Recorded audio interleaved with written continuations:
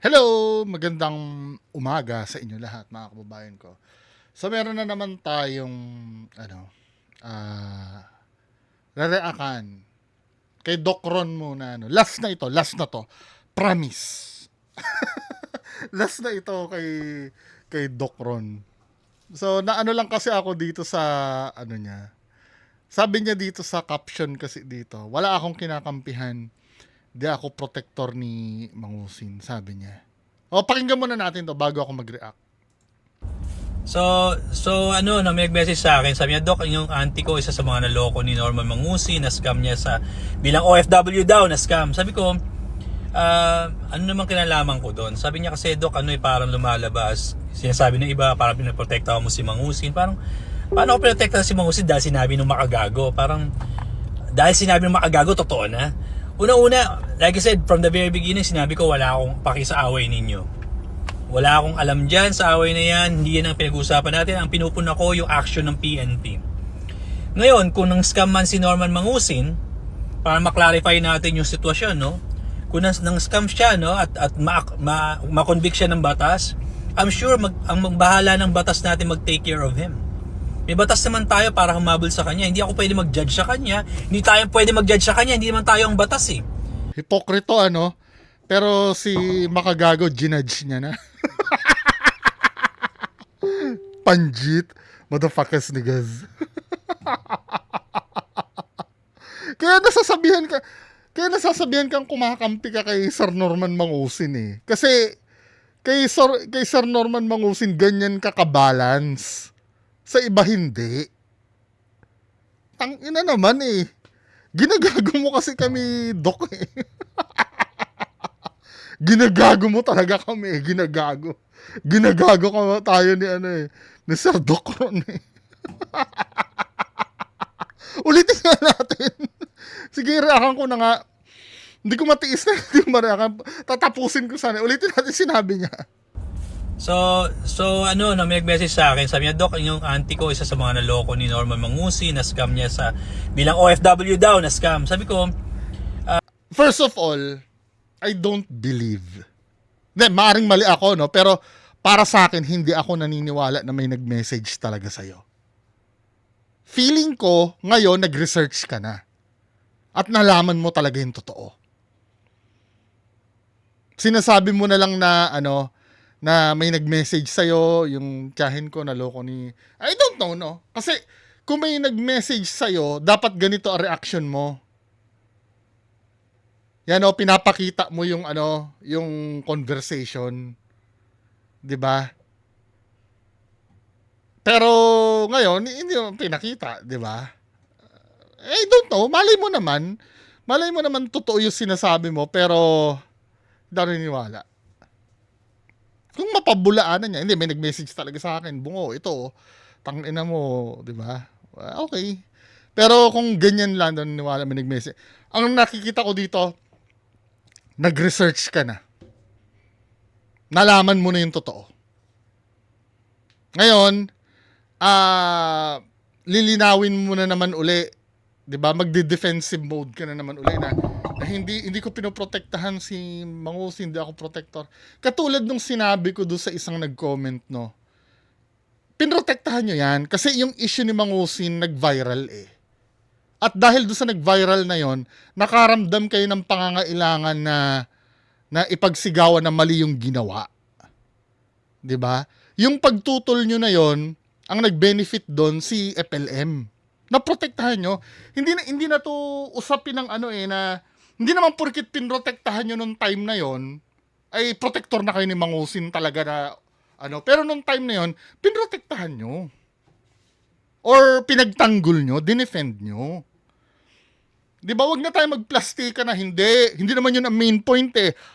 Ang main point yung ano, yung pinapahiya yung ano, yung hindi tama kasi yung ginawa ng Napolcom, pinapahiya kasi nila. O sino bang pinahiya nung time na yon? Si FLM. Eh di pinagtanggol nyo nga. Di ba, wag nyo sabihin sa akin na kay FLM okay lang ipahiya, yung ibang tao ang hindi pwede. Hindi, tao pa rin si FLM eh. Isa pa rin siya sa ano eh, sa ginawa ng ganon na tinututulan nyo. 'Di ba? nag-usap kami nga kaming dalawa ni Attorney Duterte eh. Ang analogy ni Attorney Duterte, for example, no, yung squatters area, 'di ba? Pag pinalayas yun ng walang court order, ilalaban mo yun. May karapatan kasi, hindi kasi pwedeng magpalayas ng walang court order. Ano yun? Yung proseso lang ang pinoprotekta mo, hindi yung tao. Di ba, men? Kaya pwede ba? Hindi naman nakakahiya yan. Inuulit ko kahit ako, may point din na pinagtanggol ko si Norman base dun sa tinututulan kong topic. Katulad nung naikwento ko kagabi, kasi may mga tao na nagfo-focus do sa itsura niya eh.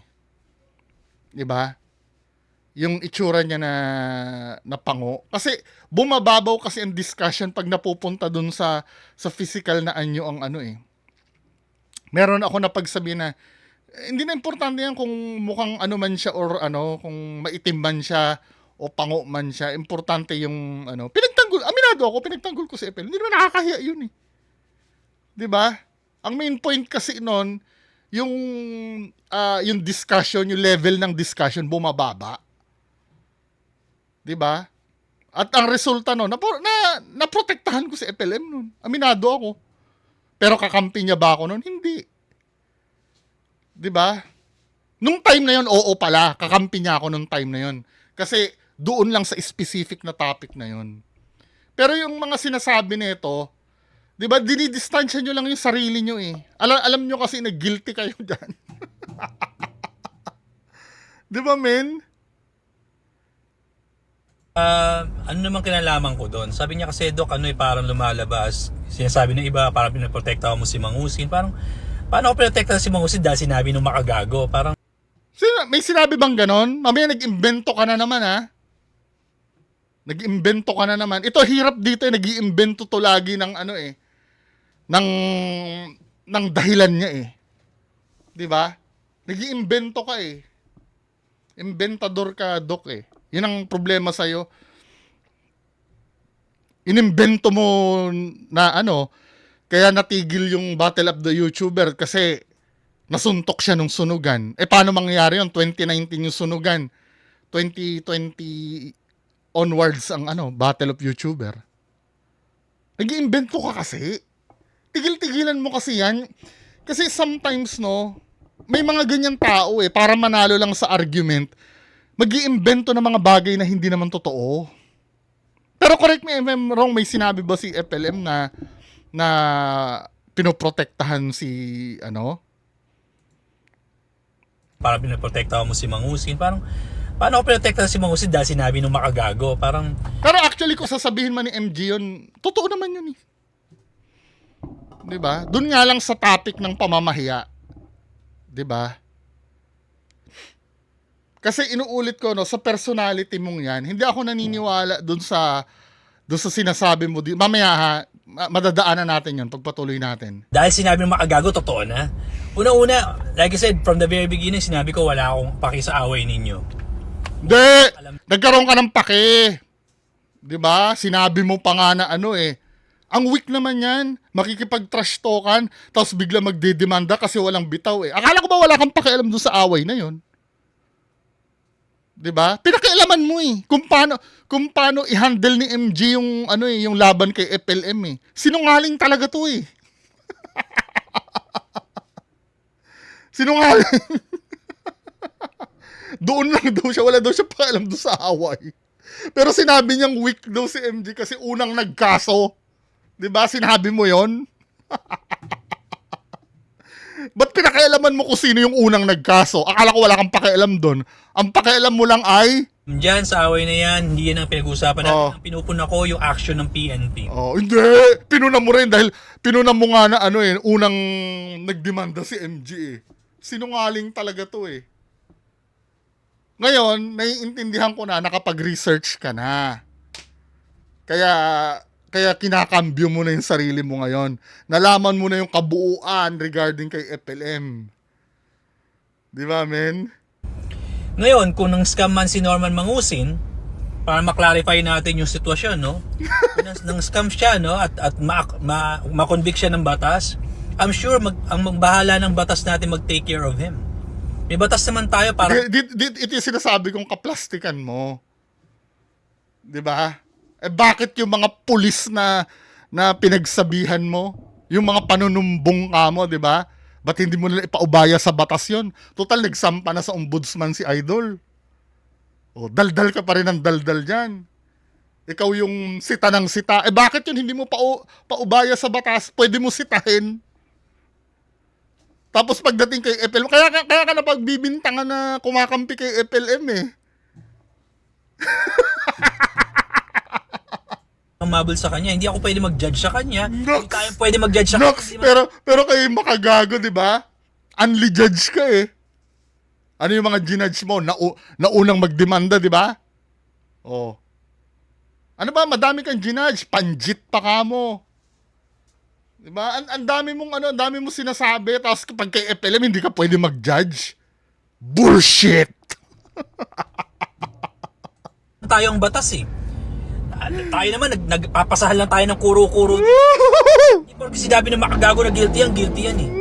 Wala naman sinabing ganun eh. Di ba? Hindi ko siya pinoprotektahan ha. Baka sabihin mo, Pinoprotektahan mo. pinoprotektahan mo, no. The way ka magsalita ngayon, sinabi mo na hindi siya pwedeng husgahan. Tapos yung ibang tao husgahan mo, na special treatment ka. Sabi ko sa inyo, may batas tayo na dapat manaig. Hindi tayong magda-judge niyan. Yun naman pala eh. Yun naman pala. Bakit hindi mo ipaubaya sa batas yan? Hindi sana in-advisean mo si FLM na magdemanda nung time na pinupuna mo yan. Hindi yung daldal ka ng daldal. Ang dami mong sinabi sa PNP.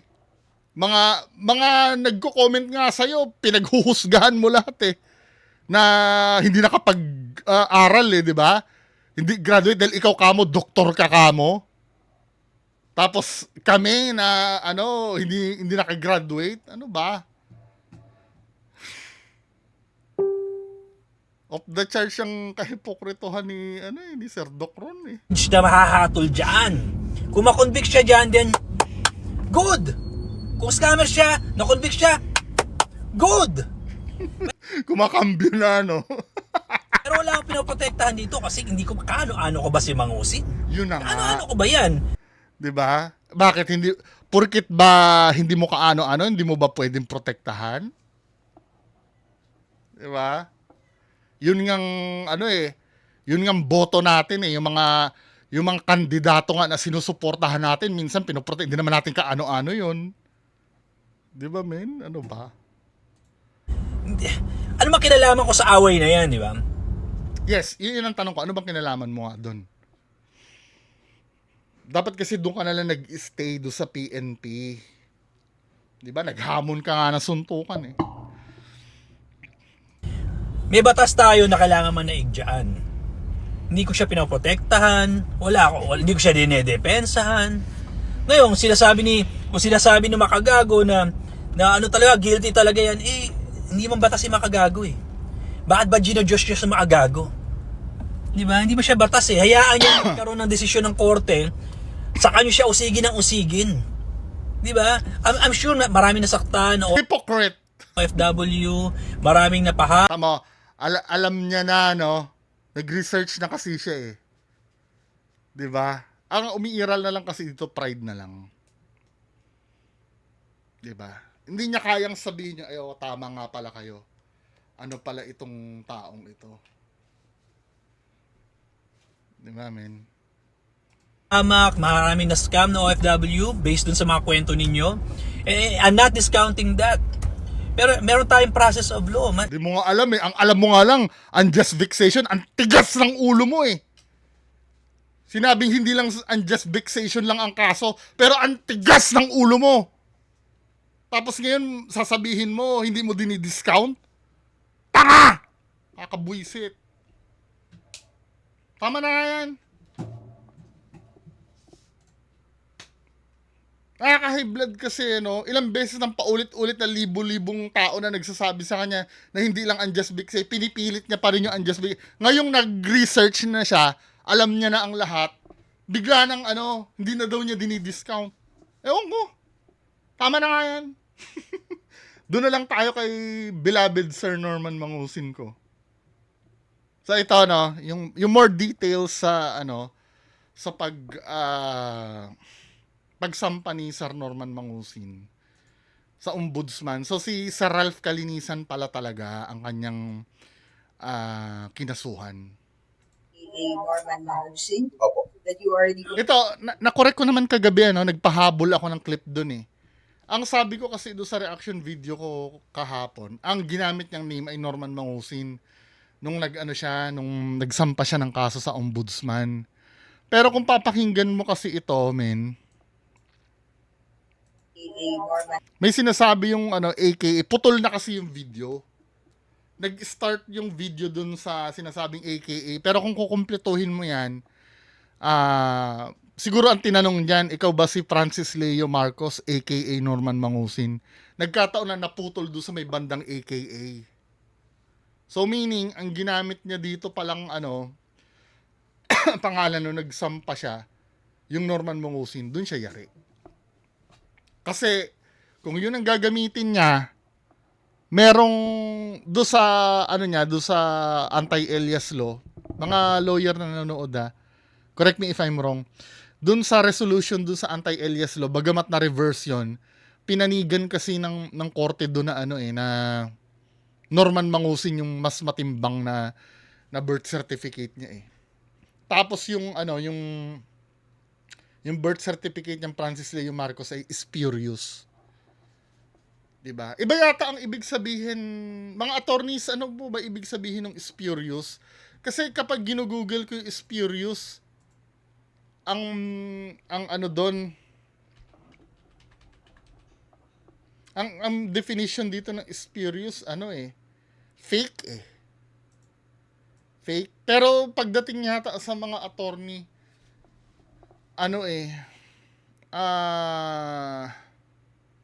merong hindi ambiguous yung tama ba yung term ko, ambiguous?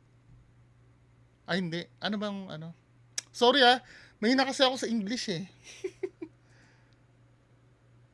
Ano ba yung ibig sabihin, anyway, 'di ba? Pero sinabi kasi ng korte, spurious 'yon. Ba't 'yun ang gagamitin mo diyan? 'Di ba, men? Tapos ang ginanyan mo pa, yung di naman, just imagine si Sir Kalinisan, attorney yun. Hindi naman bobo. Ay, nako, Sir Norman Mangusin. Sino kayo nag-advise dito na gawin yun, Or, ginawa niya lang ba to to gain sympathy? Kaya siya nagdemanda na ganyan? Norman Mangusin, Opo. that you already complained in this document filed before the Office of the Ombudsman. Do you confirm the contents of this document, Opo. that they are true and correct? Ako, under oath ka, men. Mape-perjury ka nyan. Diba? Kinonfirm mo na correct yung content ng documents mo. Based on your own personal knowledge, Opo. that they are based on authentic records in your possession. Opo. Authentic records in your possession. Do you confirm, sir, that the signatures appearing therein are your signatures? I confirm po.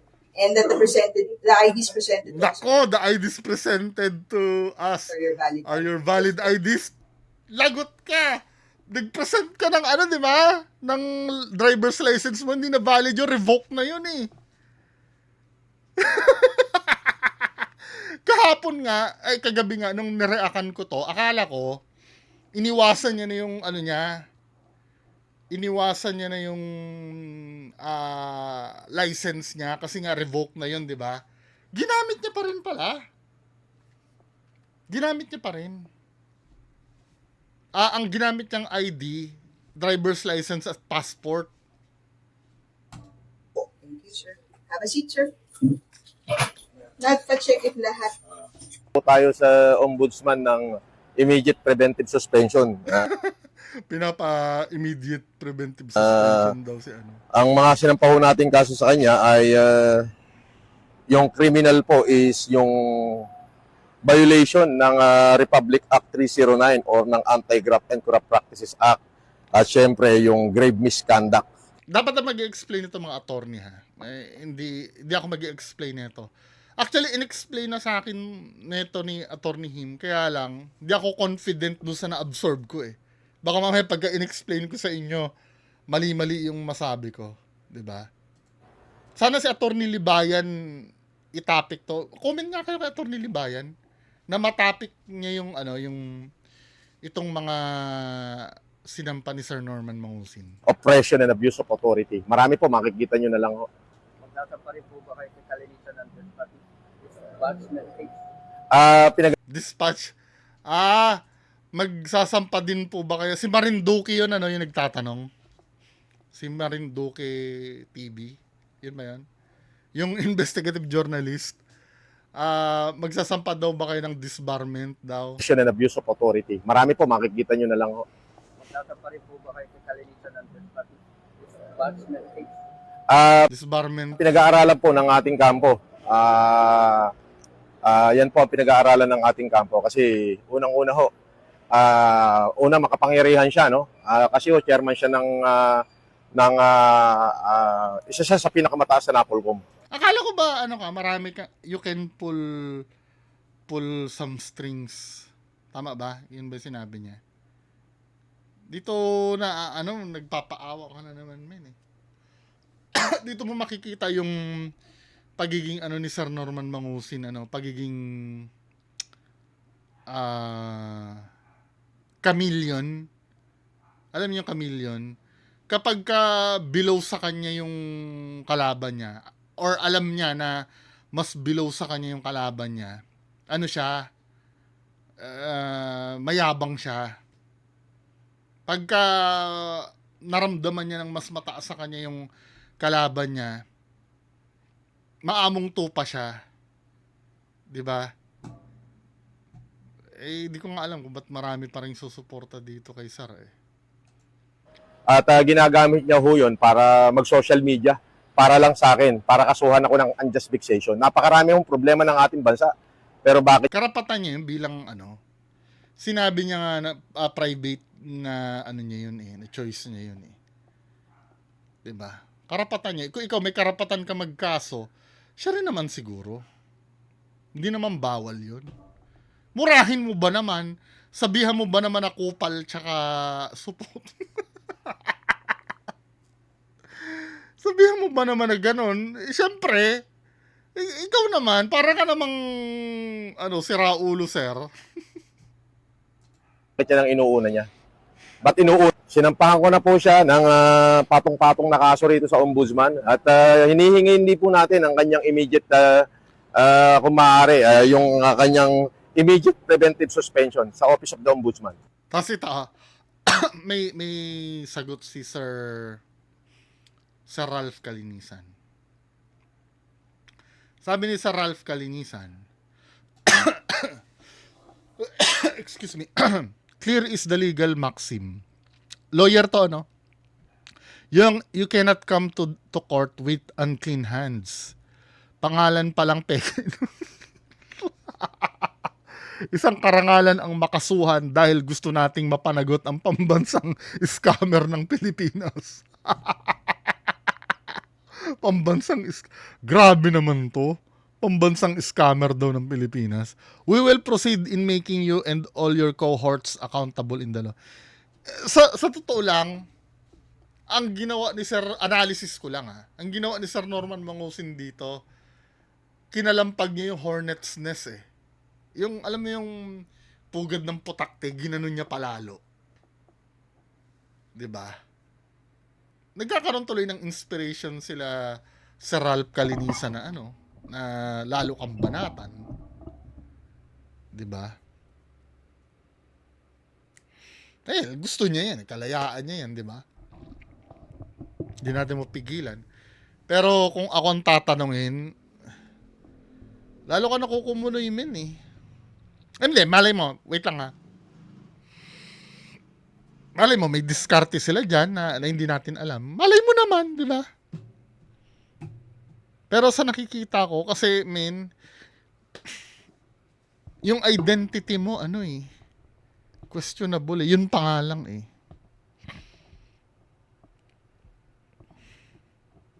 Di ba? Well, abang-abang tayo ng ng updates, no. So yan lang muna ang pag-uusapan natin. Magandang umaga sa inyo lahat, mga kababayan ko. Mamayang gabi, baka mag-ano ka ng ghost hunting. Nasa ghost hunting na naman ako mamayang gabi eh. So yun lang muna. Magandang gabi sa inyo lahat. Bye-bye.